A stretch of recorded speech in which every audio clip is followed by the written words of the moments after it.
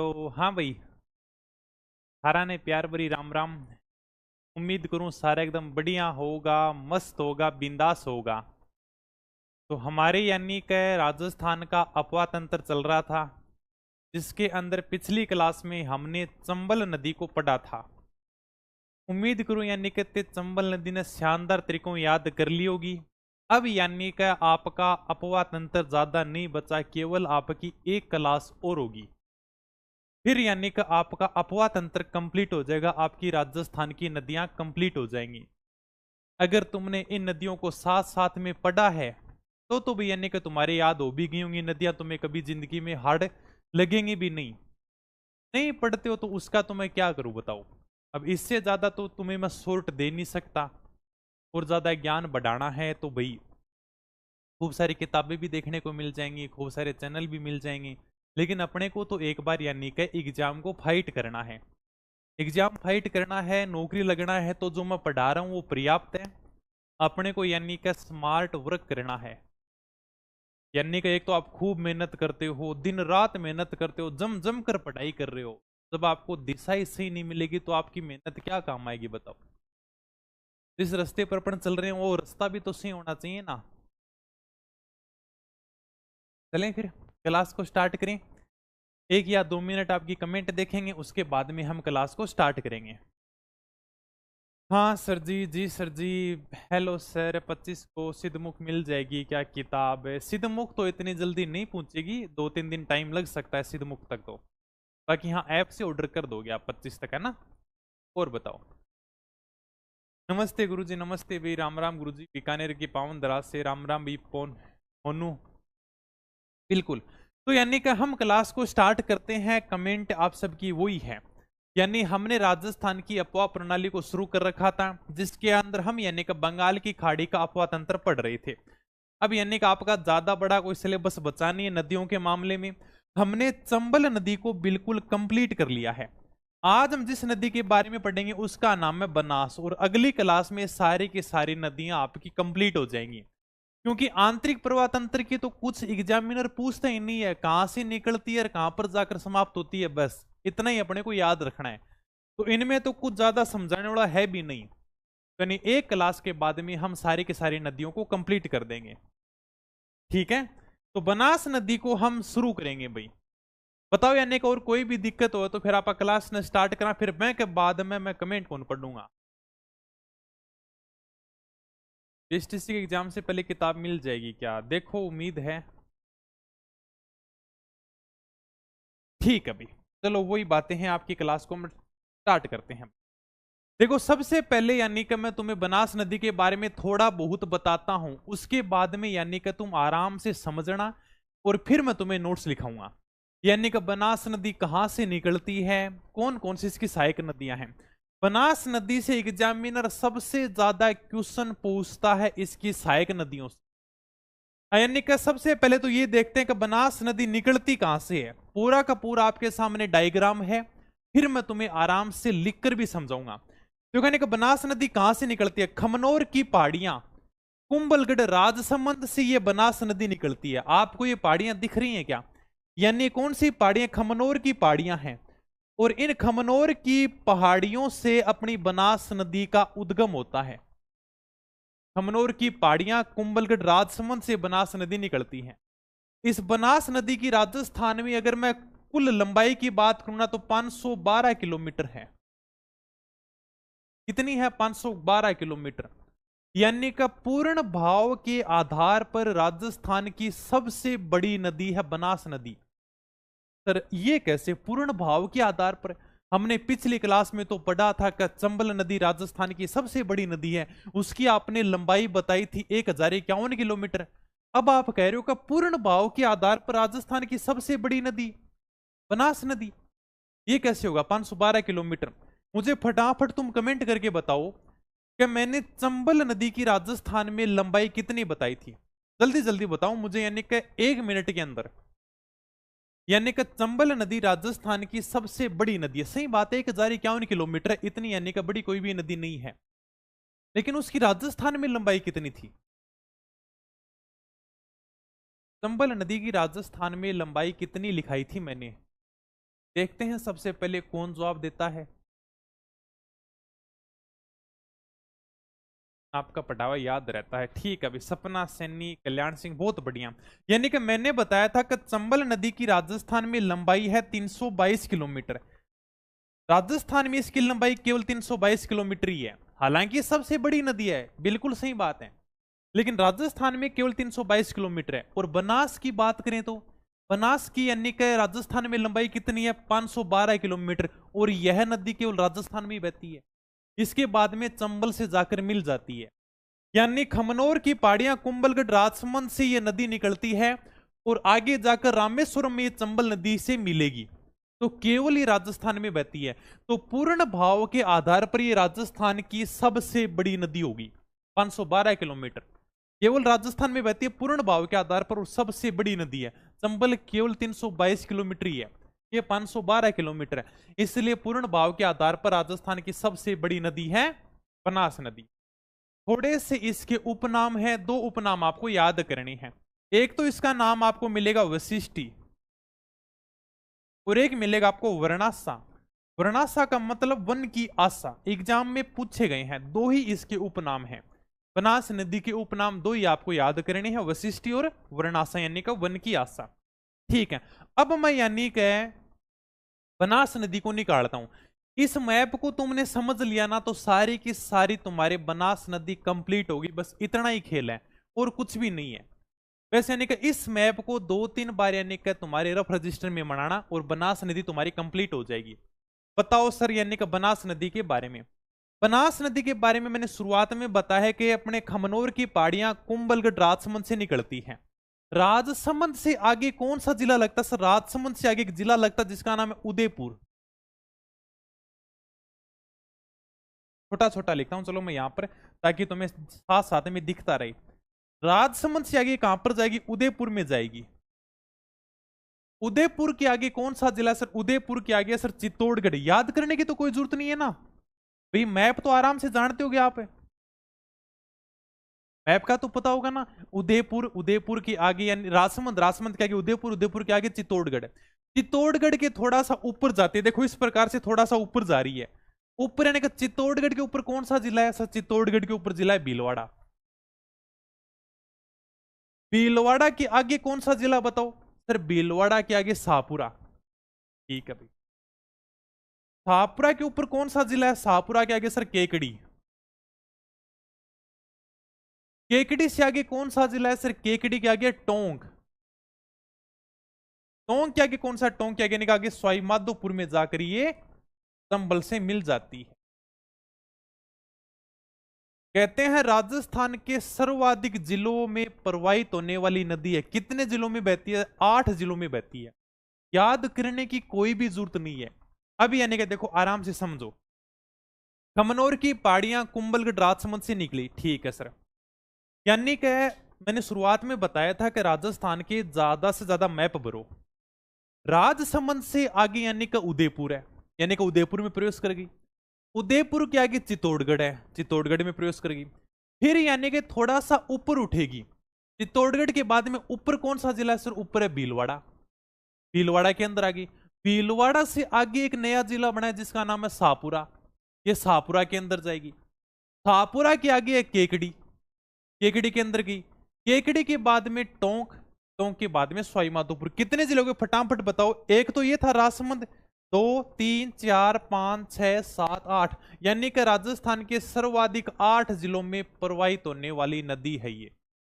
बस भाई आपका आधा काम हो गया, आपकी आधी बनास नदी कंप्लीट होगी। अब यानी हम इसकी सहायक नदियों के बारे में चर्चा करेंगे।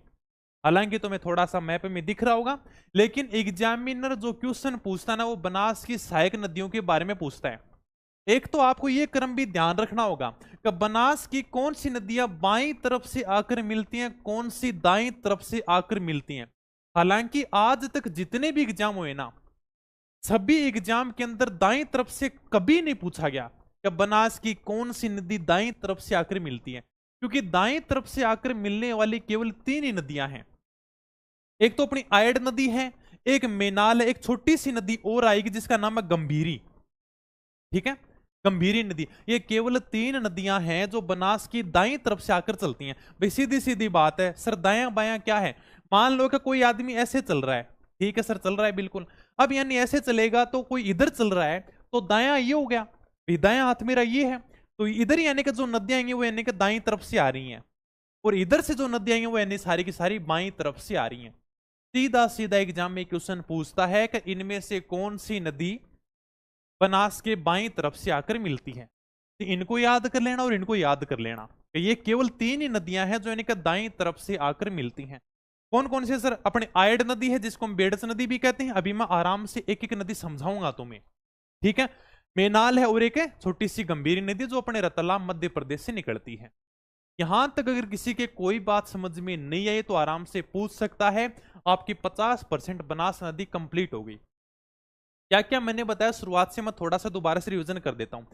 खमनोर की पहाड़ियां कुंभलगढ़ राजसमंद से निकलती है, राजसमंद के आगे उदयपुर, उदयपुर के आगे चित्तौड़गढ़, चित्तौड़गढ़ से ऊपर भीलवाड़ा, भीलवाड़ा से शाहपुरा निकला, शाहपुरा के ऊपर केकड़ी, केकड़ी से टोंक, टोंक से सवाई माधोपुर, रामेश्वरम में जाकर ये चंबल नदी से मिल जाती है।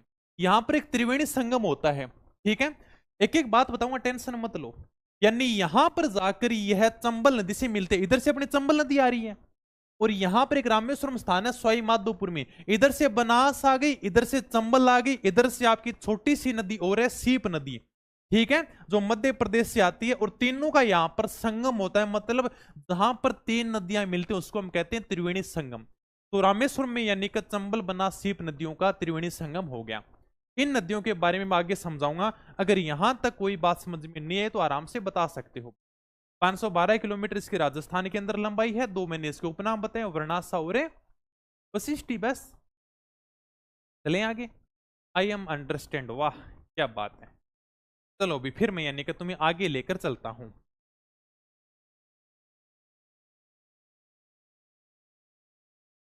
सर मुझे आप पर करस है, हाय शिव पर भी कोई करस करता है, मुझे तो पता ही नहीं था। चलो हमको भी कोई चाहने वाला है भाई। हाँ चलें फिर, बताओ। यानी कि आराम से मैंने बनास नदी के बारे में बता दिया। अब मैं तुम्हें सहायक नदी एक एक समझाऊंगा, आगे समझाऊंगा। यही सेम टू सेम डायग्राम लेकर आऊंगा, लेकिन मैं थोड़ा सा तुम्हें आगे समझा दूंगा क्योंकि तुम फिर कंफ्यूज हो जाओगे। सर सहायक नदी में यहां पर समझा दूंगा ना, फिर यानी कि तुम्हारा थोड़ा सा कंफ्यूजन हो जाएगा, सर कैसे सहायक नदी आ गई। देखो आराम से डायग्राम में तुम समझ सकते हो। अब यानी कि मैं थोड़ा सा तुम्हें लिखा देता हूं भाई। चलो सर, वही बातें हैं जो मैंने तुम्हें बताई हैं, इसके अलावा कुछ भी नई बात नहीं मिलेगी। अगर कोई नई बात आती तो मैं तुम्हें समझाऊंगा भाई।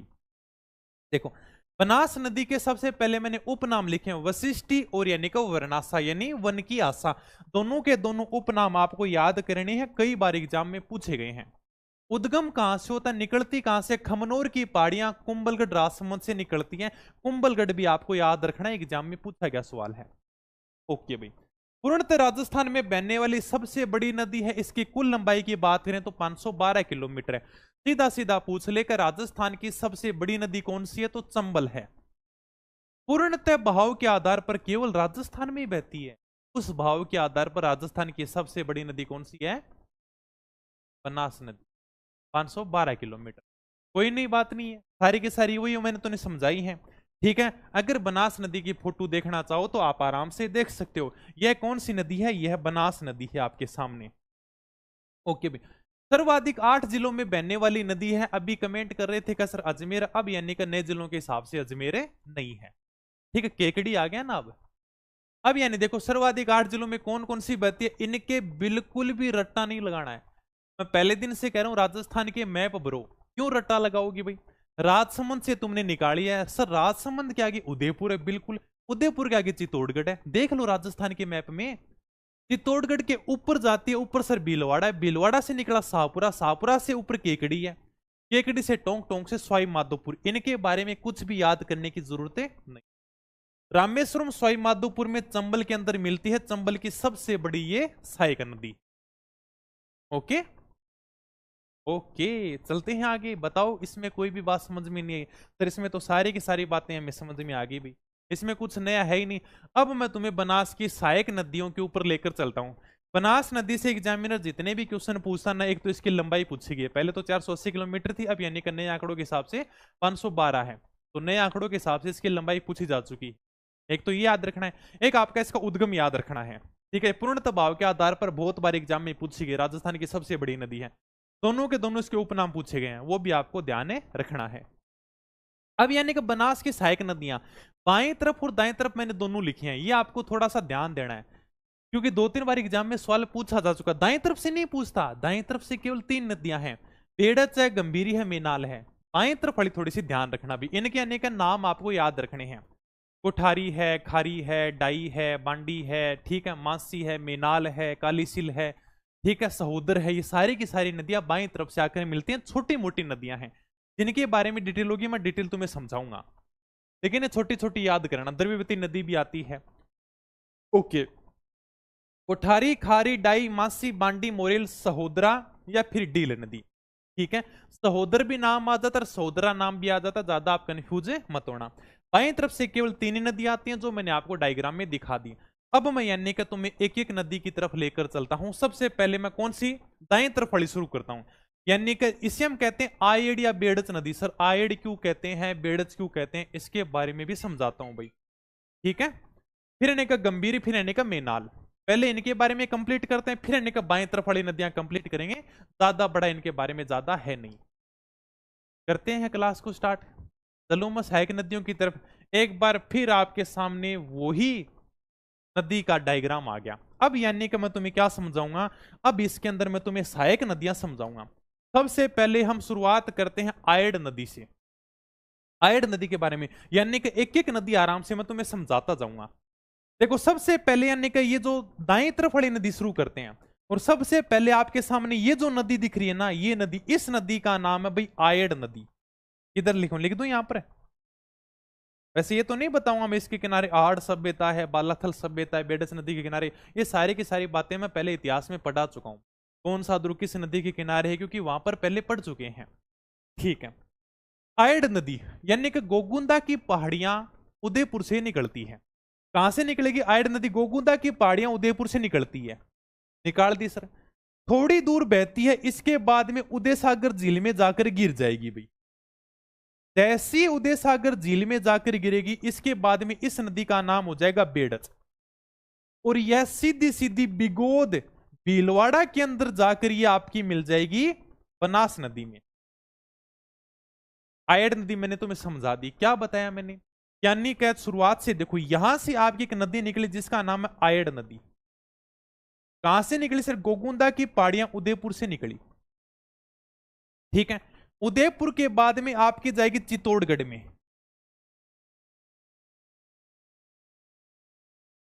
और चित्तौड़गढ़ के बाद में सीधी की सीधी जाएगी बिगोद। बिगोद कहां पर है, बिगोद यानी कि भीलवाड़ा से 20 या 25 किलोमीटर की दूरी पर है बिगोद।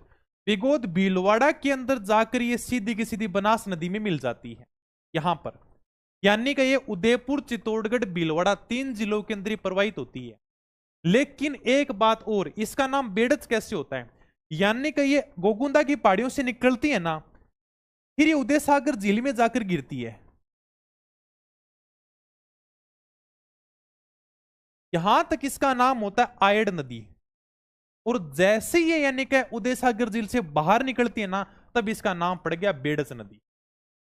ये बस इतनी बात है, बाकी आप आराम से डायग्राम में समझ सकते हो। ठीक है, देखो भाई, गोगुंदा की पहाड़ियां उदयपुर से निकली है, उदयपुर से चित्तौड़गढ़ में जाएगी, चित्तौड़गढ़ से बिगोद भीलवाड़ा में जाकर ये यहां पर बनास नदी से मिल जाती है। उदय सागर झील आपके सामने दिख जाएगी, उदय सागर झील में गिरने के बाद में इसका नाम हो गया बेड़च नदी। एक छोटी सी नदी आती है रतलाम मध्य प्रदेश से, जिसका नाम है गंभीरी नदी। यह सीधी की सीधी यानी कि कहां पर जाएगी, बेड़च में जाकर मिलेगी, इसका नाम है गंभीरी नदी। मैंने चित्तौड़गढ़ दुर्ग तुम्हें समझाया होगा, गंभीरी और बेड़च नदियों के किनारे चित्तौड़गढ़ का दुर्ग स्थित है ना, वो यही गंभीरी है। इधर से गंभीरी है, इधर से बेड़च है। गंभीरी और बेड़च नदियों के किनारे आपका चित्तौड़गढ़ का दुर्ग है, चित्तौड़गढ़ का शहर बसा हुआ है। ये गंभीरी अलग है, कल वाली क्लास में हम गंभीर पढ़ेंगे, वो अलग है, तो कंफ्यूज मत होना। गंभीरी और गंभीर दोनों अलग हैं। अभी यानी कि आपके सामने एक नदी है खारी, तो खारी, 2 नदियां राजस्थान में, एक अपना जल अरब सागर की तरफ लेकर जाती है, एक अपना जल बंगाल की खाड़ी की तरफ लेकर जा रही है, ये भी कंफ्यूज मत होना। चंद्रभागा नाम से भी राजस्थान में दो नदियां हैं, एक तो इसकी सहायक नदी है बनास की, और एक अपने काली सिंध की सहायक नदी है। ये यानी कि दो दो नाम है, हालांकि मैं तुम्हें आगे लिखा दूंगा, टेंशन मत लेना। ये लो भाई, दो नदियां मैंने तुम्हें आराम से कंप्लीट करा दी। सबसे पहले मैंने आयड नदी बता दिया, गोगुंदा की पहाड़ियां उदयपुर से निकलती है, उदय सागर झील में गिरती है। इसके बाद में इसका नाम बेड़च हो जाता है, बिगोद भीलवाड़ा में जाकर बनास नदी से मिल जाती है। दूसरी मैंने बताई गंभीरी नदी। गंभीरी नदी के बारे में मैंने कहा रतलाम मध्य प्रदेश से निकलती है और सीधी की सीधी बेड़च में आकर मिल जाती है। गंभीरी और बेड़च नदियों के किनारे चित्तौड़गढ़ का दुर्ग स्थित है। ठीक है सर, दो आपने बता दी। तीसरी आपके सामने दिख रही है मेनाल नदी। कौन सी नदी है? मेनाल नदी। यहीं पर समझा दूंगा, लो तीनों की तीनों सहायक नदियां कंप्लीट हो गई। मेनाल नदी कहां से निकलती है? मेनाल चित्तौड़गढ़ से निकलती है ये, ठीक है। और ये सीधी की सीधी जाकर कहां पर मिल जाएगी? बिगोदे भीलवाड़ा के अंदर जाकर मिल जाएगी। यानी कि यहां पर भी एक त्रिवेणी संगम हो गया, तीन नदियों का संगम हो गया। किन किन का हो गया अभी? यानी कि बनास मेनाल बेड़स, बनास मेनाल बेड़स तीन नदियों का यहां पर संगम होता है बिगोद भीलवाड़ा के अंदर। यहां पर भी तीन नदियों का संगम हुआ है, ठीक है। ये आपकी यानी कि तीनों की तीनों दाहिनी तरफ से आने वाली नदियां कंप्लीट हो चुकी हैं। बताओ अगर किसी की कोई बात समझ में नहीं आई है तो आपकी तीनों की तीनों सहायक नदियां कंप्लीट हैं। आयड नदी बता दिया, गंभीर बता दिया, मेनाल के बारे में कुछ भी बात नहीं है। मेनाल चित्तौड़गढ़ से निकलेगी, इसी के ऊपर मेनाल झरना बना हुआ है, झरना मैं तुम्हें आगे दिखा दूंगा। मेनाल चित्तौड़गढ़ के अंदर ही है, ठीक है। और यानी कि इसी के ऊपर झरना बना हुआ, सीधी की सीधी अपने बिगोद भीलवाड़ा के अंदर मिल जाएगी भी। तीनों की तीनों सहायक नदियां अपनी कंप्लीट हो जाती हैं। अब मैं तुम्हें लेकर चलता हूं बाएं तरफ से आने वाली नदियों की तरफ। हाँ, मैंने भी देखा था मेनाल, लेकिन पुस्तकों के अंदर, प्रमाणिक पुस्तकों के अंदर इसको चित्तौड़गढ़ में दिखा रहे। बताओ क्या करें? भीलवाड़ा वाले सभी मानते हैं कभी मेनाल झरना भीलवाड़ा के अंदर है, क्या करें बताओ?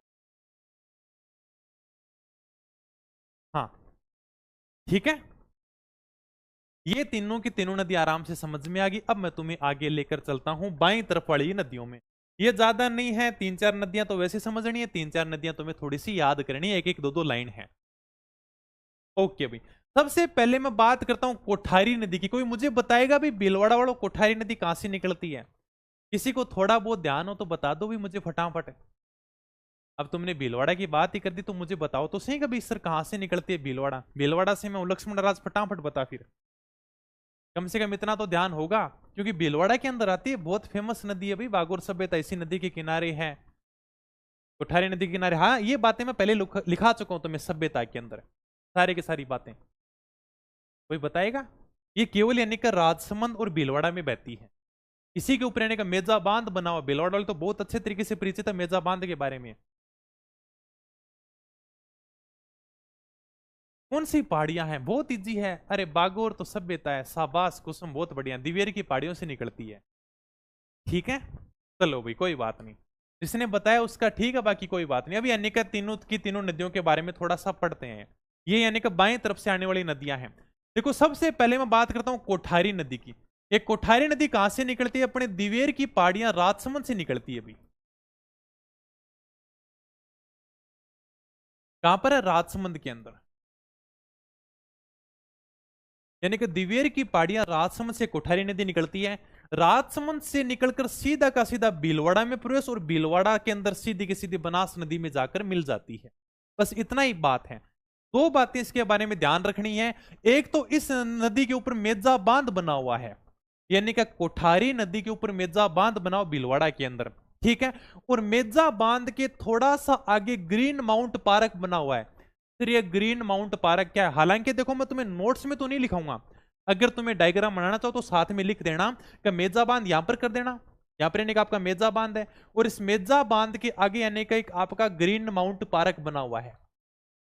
ये सर ग्रीन माउंट पार्क क्या है, क्यों बनाया गया है? यानी कि भीलवाड़ा शहर को बढ़िया जल की आपूर्ति होती रहे, मेजा बांध का पानी बढ़िया भीलवाड़ा वालों को पहुंचता रहे, इसलिए आगे यानी कि ग्रीन माउंट पार्क बनाया गया है।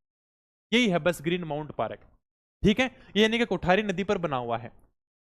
दिवेर की पहाड़ियां राजसमंद, राजसमंद भीलवाड़ा में बहती सीधी सीधी बनास नदी में जाकर मिल जाती है। बागोर सभ्यता पहले के पहले हम पढ़ चुके हैं। मेजा बांध इसी कोठारी नदी के ऊपर बना हुआ है। आगे खारी नदी। खारी नदी कहां से निकलेगी? खारी नदी निकलेगी बिजराल गांव की पहाड़ियों से।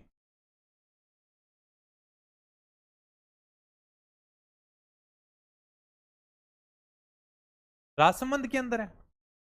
और ये सीधी की सीधी आकर राजमहल टोंक में सीधी की सीधी बनास नदी से मिल जाएगी। फिर निकलेगी अपने यानी कि डाई नदी। डाई नदी कहां से निकलेगी? किशनगढ़ अजमेर से निकलेगी और ये भी यानी कि आकर राजमहल टोंक में बनास नदी से मिल जाएगी। यहां पर भी यानी कि त्रिवेणी संगम होता है। किस किस का होता है? यानी कि बनास, डाई, खारी, तीनों नदियों का संगम होता है। कहां पर सर? राजमहल टोंक में। यहां पर भी तीनों नदियों का संगम होता है। ठीक है, इसके बाद में यानी कि मोरेल नदी है। मोरेल बांध बना सवाई माधोपुर के अंदर, ये भी बनास नदी से मिल जाती है। और यानी कि छोटी सी नदी है सीप नदी। चंबल बनास सीप नदियों का संगम होता है रामेश्वरम सवाई माधोपुर में। बाकी थोड़ी सी नदियां आपको याद करनी पड़ेगी, जैसे मासी है, ठीक है, मोरेल तो आ ही चुका है, सहोदर है, ढूंढ नदी है, द्रव्यवती नदी है। 3-4 नदियां वैसे तुम्हें याद करनी है। ये लो भाई, आपकी यानी कि इसके साथ में बनास नदी पूरी की पूरी कंप्लीट हो जाती है। एक बार थोड़ा सा डायग्राम बना लेना। 3 यानी कि नदियां इधर से आती हैं। एक तो अपने आयड नदी है, उदय सागर जिले में गिरती है, फिर बाद में बेडस नदी कहलाती है, बेडस की सहायक नदी गंभीरी है, और इधर से गए मेनाल नदी आकर मिलती है। कोठारी है, खारी है, डाई है, ये अपने मोरेल है। ठीक है, और छोटी सी एक मासी नदी आकर मिलती है, एक ढूंढ नदी आकर मिलती है। कालीसील नदी भी इसकी सहायक नदी है, तो हम आगे पढ़ेंगे। कालीसील नदी मैं पहले तुम्हें थोड़ा सा बता चुका हूँ लोक देवियों के अंदर। केला देवी माता का मंदिर कहां पर है? कालीसील नदी के किनारे है। ठीक है, तो ये छोटी मोटी सहायक नदी, सीधा सीधा बस नाम याद रखना है और कुछ नहीं है। ओके भाई, अब इन सहायक नदियों को थोड़ा सा तुम लिख लो भाई। सबसे पहले आयड नदी या बेड़स नदी, आयड कहते हैं, उदय सागर जिले में गिरती, फिर यानी कि इसका नाम बेड़स हो जाता है। कुछ भी याद नहीं करना, वही सारी की सारी बातें जो मैंने तुम्हें समझाई हैं। क्या सर? गोगुंदा की पहाड़ियां उदयपुर से निकलती है, ठीक है सर, आपने बताया है। उद्गम स्थल यानी कि उद्गम कहां से होता है? गोगुंदा की पहाड़ियां, यानी कि गोगुंदा की पहाड़ियों से लेकर उदय सागर झील तक, तो इसका नाम है आयड नदी। फिर ये यानी कि जाकर उदय सागर झील में गिर जाती है, और जैसे ही उदय सागर झील से बाहर निकलेगी, इसका नाम हो जाएगा बेडस नदी। बता दिया। उदयपुर के अंदर बहेगी, उदयपुर के ऊपर चित्तौड़गढ़ है, चित्तौड़गढ़ के ऊपर भीलवाड़ा है, यानी कि बिगोद भीलवाड़ा में जाकर ये बनास नदी में मिलती है। इसके ऊपर एक मदार बांध भी बना उदयपुर में, ये भी यानी कि आयड नदी पर बना हुआ है। सहायक नदी आप इसको याद रखनी है। गंभीरी नदी मैंने बता दी तुम्हें, ये आगे थोड़ा लिखा भी दूंगा। रतलाम मध्य प्रदेश से निकलती है, ये बेड़स में जाकर मिल जाती है। ओराई नदी भी आपको थोड़ा सा ध्यान रखना है। दोनों की दोनों नदियां एग्जाम में पूछी जा चुकी हैं, दोनों की दोनों। बाकी ये याद रही तो ठीक है, बाकी फिर भी मैंने लिखा है थोड़ी सी ठीक है भाई, क्योंकि ये दोनों के दोनों नदियां एग्जाम में पूछी जा चुकी हैं। ओराई और गंभीरी किसकी सहायक नदियां हैं? आइडिया बेड़स की सहायक नदियां हैं, और गुजरी वागन भी इसकी सहायक नदियां हैं। सीधा सीधा एग्जाम में यही पूछता है कौन सी सहायक नदी है कौन सी नहीं है, किसकी सहायक नदी, सुमेलित करो सुमेलित नहीं करो, ऐसे ही क्वेश्चन आते हैं। तो ओराई गंभीरी, गंभीरी यानी कि थोड़ी सी इसके बारे में डिटेल है। बाकी ओराई गुजरी वागन इसकी सहायक नदियां हैं। ठीक है सर। मेनाल नदी, मेनाल चित्तौड़गढ़ से इसका उद्गम होता है। बिगोद भीलवाड़ा में बनास नदी के अंदर जाकर मिलते हैं। मेनाल जलप्रपात बना हुआ है चित्तौड़गढ़ में, मेनाल नदी के ऊपर। ठीक है, यानी कि इस प्रकार से जलना है। पहले वाले क्लास में मैंने बताया भी था जलप्रपात क्या होते हैं, वाटरफॉल क्या होते हैं।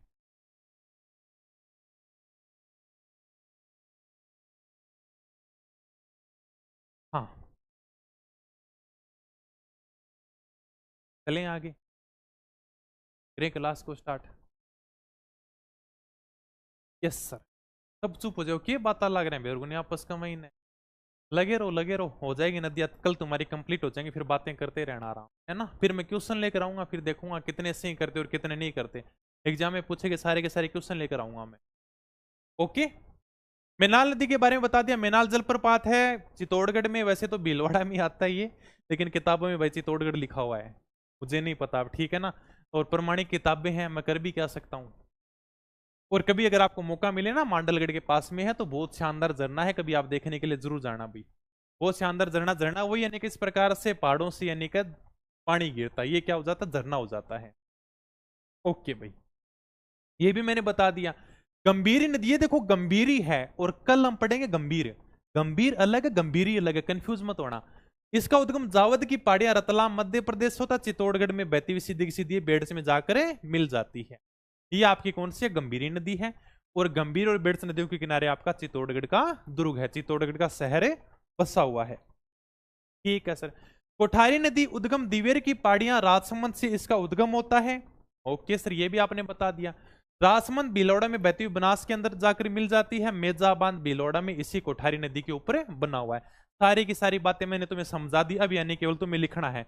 कभी अगर मौका मिले भिलौड़ा में आने का तो आपको ये मेजा बांध देखने को मिलेगा भाई,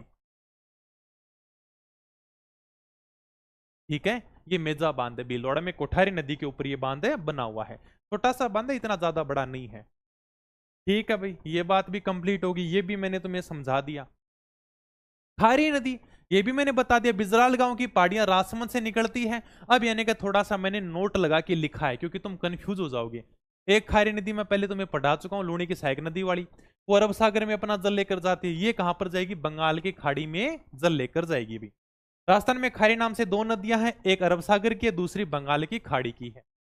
डाई नदी किशनगढ़ पहाड़ी अजमेर से निकलती है, बस सीधी की सीधी बनास नदी में जाकर मिल जाती है। बनास डाई खारी नदियों का त्रिवेणी संगम होता है। मानसी नदी, अब यानी इनके बारे में ज्यादा डिटेल नहीं है, एक दो लाइन है वो आप लिख लेना।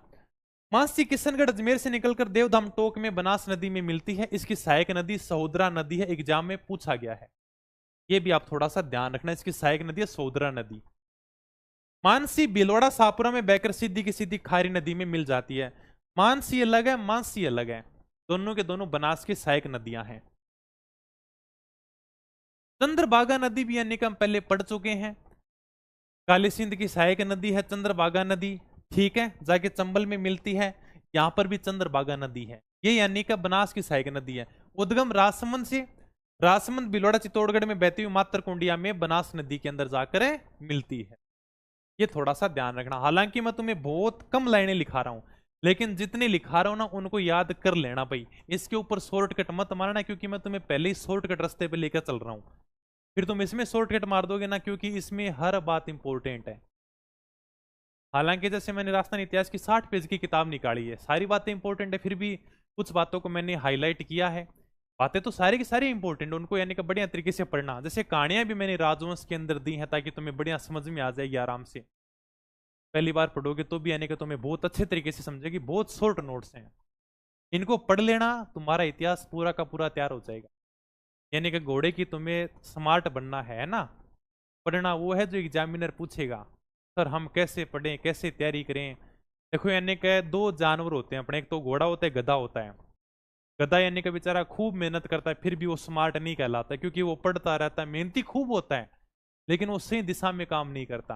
घोड़ा हमेशा यानी कि स्मार्ट वर्क करता है, और हमेशा अपन उसका नाम इज्जत से लेते हैं, कहाँ यार घोड़ा है। तो आप यानी कि हमेशा स्मार्ट वर्क को उस दिशा के अंदर जाओ, यानी कि जो चीज एग्जामिनर पूछता है उस दिशा के अंदर मत जाओ कि जहां से पता नहीं कि सर कितना पढ़े, दिन रात मेहनत कर रहे हैं फिर भी सिलेक्शन नहीं हो रहा। तो तुम्हें घोड़ा बनना है, गधा बनना है, वो आपके ऊपर डिपेंड है भैया ना। इसलिए ना हमेशा स्मार्ट वर्क किया करो, स्मार्ट स्टडी किया करो। अब कहते हो कि सर आप तो बहुत शॉर्ट लिखाते हो, ज्योग्राफी के अंदर इतना शॉर्ट तो कोई नहीं लिखाता। अभी यानी कि जो भी पढ़ रहे हैं ना, मैं तो हमेशा इतना ही शॉर्ट लिखाता हूँ। थोड़े दिन पहले स्टैंड ज्योग्राफी का पेपर हुआ था, उसके अंदर आप एग्जाम उठाकर देख लो, एक भी क्वेश्चन आपको बाहर देखने को नहीं मिलेगा। आपको लगता है कि सर पता नहीं आपके क्वेश्चन आएंगे नहीं आएंगे, आपका जिसका भी मन करे ना पीछे एग्जाम में आए हुए, या फर्स्ट ग्रेड का उठा लेना, सेकंड ग्रेड का उठा लेना, रीट का उठा लेना, आप पुलिस का उठा लेना, किसी का भी एग्जाम उठाकर देख लेना। अगर आपको लगेगा सर एग्जाम में मिला लेना भाई कैसे क्वेश्चन आते हैं कैसे नहीं, ठीक है। करंट अफेयर कराओ, अभी तो इसमें बहुत टाइम लगता है। अभी तुमको लगता है कि सर इतना शॉर्ट कैसे कराते हो, इसके पीछे आप मेहनत नहीं देखते भाई, बहुत मेहनत की जाती है इसके लिए। सारा का सारा मैं खुद तैयार करता हूँ, ये एक एक फोटो ना सारी की सारी मैं लगाता हूँ तुम्हारे लिए, ताकि तुम्हें बहुत शानदार तरीके से समझ में। इसलिए यानी कि मेहनत की जाती है, खुद जब बैठ के मेहनत करोगे ना तो अपने आप रिजल्ट निकल कर आएगा। द्रव्यवती नदी, इसके बारे में देखो थोड़ा सा पढ़ना है, हालांकि ये बातें ध्यान नहीं रखनी है, लेकिन एक बात एग्जाम में पूछी गई है। कौन सी बात सर, यानी कि ये द्रव्यवती नदी पर रिवर फ्रंट बनाया गया, इसके बारे में पूछा गया था। अब यानी कि थोड़ा सा मैं आराम से तुम्हें समझाता हूं। देखो द्रव्यवती नदी नाहरगढ़ की पहाड़ियां जयपुर से निकलती है, ओके। जयपुर से जल प्रदूषण का सामना कर रही है, एग्जाम में पूछा गया सवाल है। यानी कि कौन सी नदी जयपुर में जल प्रदूषण का सामना कर रही है, द्रव्यवती नदी, एग्जाम में आया हुआ सवाल है।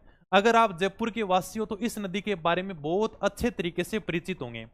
हालांकि 2018 में सरकार ने इसके ऊपर 1800 करोड़ रुपए खर्च किए थे, लेकिन अगर धरातल की बात करें ना तो अभी भी इसका रिजल्ट यानी कि 0 के बराबर है। यानी कि यह एक ऐसी नदी है जिसके अंदर सारा का सारा जयपुर शहर का कचरा आता है। और इस नदी के ऊपर 1800 करोड़ रुपए खर्च किए गए थे। इसके ऊपर यानी कि रिवर फ्रंट बनाया गया था। सर ये रिवर फ्रंट होता क्या, यानी कि जयपुर का जितना भी कचरा होता है, गंदा नाला होता है ना, इस नदी के अंदर आकर मिल जाता है। इस प्रकार से यानी कि कचरे का ढेर लग गया। अभी 2018 के अंदर मुख्यमंत्री थी वसुंधरा राजे सिंधिया, उन्होंने रिवर फ्रंट का उद्घाटन किया। उन्होंने उस समय एक बड़ी शानदार बात कही कि मेरा एक सपना था 2014 से, यानी कि जब भी मैं जयपुर शहर के पास से गुजरती थी ना, तो मैं इस नदी को देखती थी। तो मैंने सोचा कि जब मैं मुख्यमंत्री बनूंगी ना, तो उस टाइम में यानी कि इस नदी का तो जीर्णोद्धार कराऊंगी का बहुत अच्छे तरीके से। उस समय यानी कि टाटा कंपनी को यह प्रोजेक्ट सौंपा गया था कि आप यानी कि इसके ऊपर रिवर फ्रंट बनाओगे। 1800 करोड़ रुपए लगाए गए थे। सर ये रिवर फ्रंट है क्या, यानी कि इस प्रकार से आपकी ये द्रव्यवती नदी बह रही है, आपको दिख रही है क्या फोटो के अंदर, ये द्रव्यवती नदी बह रही है। और इसके आसपास में देखो कितना शानदार इलाका डेवलपमेंट किया गया है। यानी आसपास में छोटे छोटे आपको पार्क देखने को मिलेंगे, छोटी छोटी साइकिल की, बाइसिकलिंग की, जिम की सारी सुविधा देखने को मिलेंगी। यानी ये है रिवर फ्रंट। यानी यहां से यानी कि नदी बह रही है और इसको इस प्रकार से तैयार किया गया कि अगर जयपुर में बाढ़ भी आ जाए ना, तो भी यानी कि पूरे के पूरे जयपुर शहर का पानी बाहर निकल जाए। हालांकि 40 साल हो गए जयपुर में बाढ़ आई नहीं, 40 साल पहले बाढ़ आई थी जयपुर में। यानी कि इस प्रकार से इसको तैयार किया गया है, इस द्रव्यवती नदी को, ताकि जयपुर शहर का कचरा एक तो बाहर निकल जाए, पूरी की पूरी नदी यानी कि इस प्रकार से गंदी नहीं हो। और यानी कि जो भी इस प्रकार से यानी कि पूरी की पूरी नदी आपको गंदी देखने को मिलती थी पहले। यानी कि टाटा को यह काम सौंपा गया था। टाटा कंपनी तो आप जानते ही हो, जितने भी यानी कि बड़े बड़े ट्रक आते हैं, गाड़ियां आती है, सब टाटा की हैं। तो यानी उनको यह काम सौंपा गया था कि भाई आप यानी कि इस नदी का बढ़िया तरीके से यानी कि जीर्णोद्धार कराओगे। उस समय यानी इस नदी को बहुत शानदार तरीके से तैयार किया गया। इसके किनारे यानी कि रिवर फ्रंट बनाया गया था। इस प्रकार से यानी कि पास में बगीचे लगाए गए थे, जिम की सुविधा की गई थी, यानी कि साइकिलिंग वाइकलिंग की सुविधा की गई थी। बहुत शानदार तरीके से यानी कि इसको तैयार किया गया था, ताकि जो भी यानी कि कचरा हो वो यानी कि बाहर निकल जाए। तो ये था रिवर फ्रंट। तो ये यानी कि उस समय मुख्यमंत्री वसुंधरा राजे सिंधिया ने इसका उद्घाटन किया था। थोड़ा सा ध्यान रखना। अभी आगे यानी कि ढूंढ नदी जयपुर ग्रामीण में जाकर ये मिल जाती है। ठीक है, 1 मिनट, कमेंट बंद होगी 2 मिनट।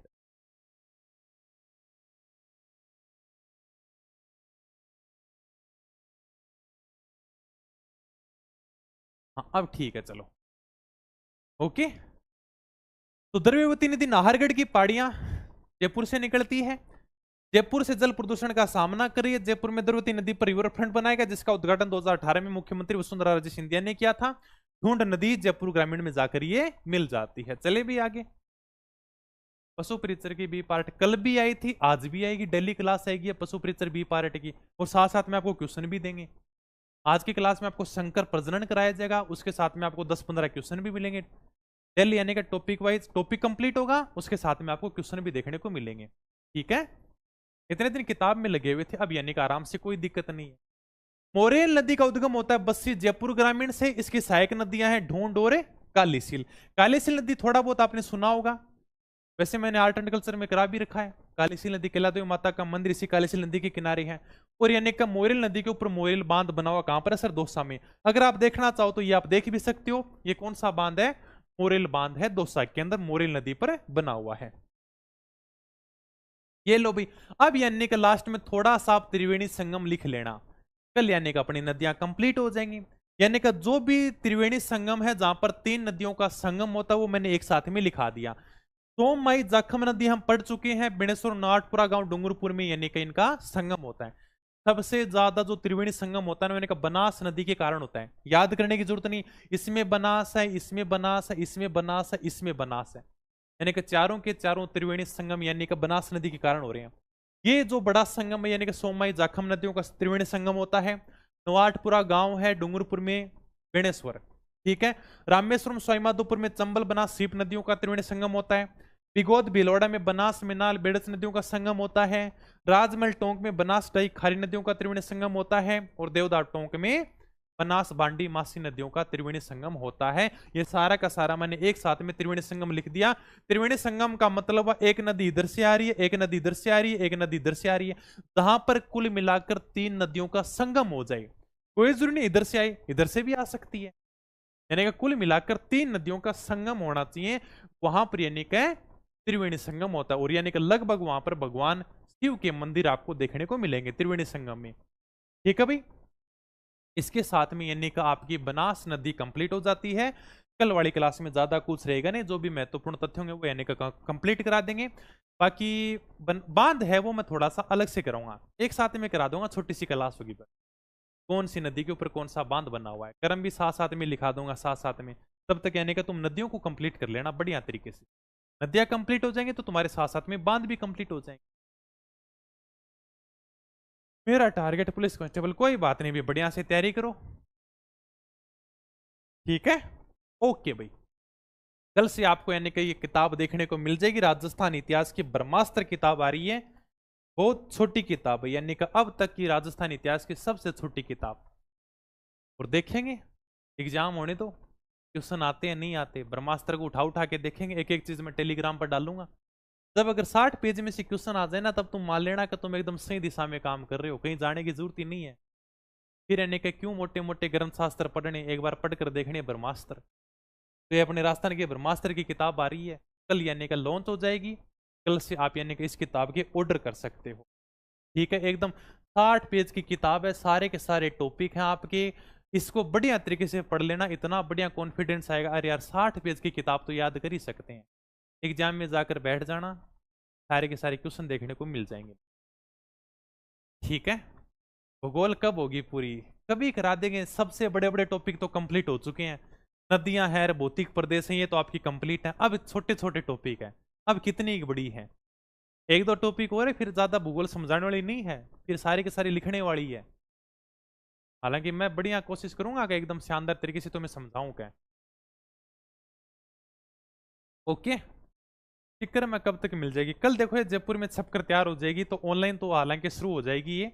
फिर यानी का हो सकता है, देखो कब तक स्टिकर पहुंचे और बता देंगे। बाकी टेलीग्राम पर मैं अपडेट कर दूंगा, छोटी मोटी जानकारी के लिए आप टेलीग्राम ग्रुप ज्वाइन कर सकते हो, अपनी पढ़ाई नाम से ही है। और बाकी अगर सीटी की वैकेंसी आ रही है अपने बहुत शानदार तरीके से, 40% की बात चल रही है, पात्रता परीक्षा है, तो इसकी भी यानी कि शानदार तैयारी करना चाहते हो तो प्ले स्टोर से अपनी पढ़ाई डाउनलोड करो। नई क्लासें इसके अंदर अपडेट शुरू कर दी हैं। ठीक है, नाम मात्र की प्राइस है, कोई भी समस्या है ना तो आप आराम से कॉल कर सकते हो, 75 68 71 67 68 पर।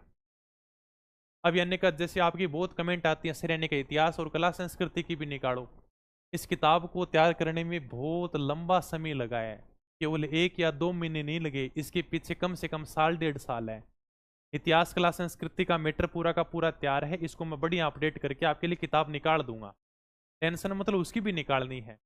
लेकिन आप सोच के देखो कि 60 पेज कितने छोटे होते हैं, आज तक कभी इतिहास की छोटी किताब नहीं आई है, इतने शॉर्ट नोट्स, वो भी आराम से समझा समझा कर। कैसे एग्जामिनर क्वेश्चन पूछेगा, इसके ऊपर सबसे बढ़िया अध्ययन करना होता है कि कहां से पूछेगा कहां से नहीं पूछे, किन चीजों को छोड़े किन चीजों को ऐड करें। ठीक है, हाँ ओके, तो मिलते हैं कल, यानी कि अफवाह तंत्रपण कंप्लीट कर देंगे, नदियां हमारी कंप्लीट हो जाएंगी, जो सबसे बड़ा टॉपिक अपना अपने ज्योग्राफी का वो कंप्लीट हो जाएगा। उसके बाद में छोटे छोटे टॉपिक हैं, मैं कभी कंप्लीट करा दूंगा, उनका फिर आपको टेंशन नहीं लेना।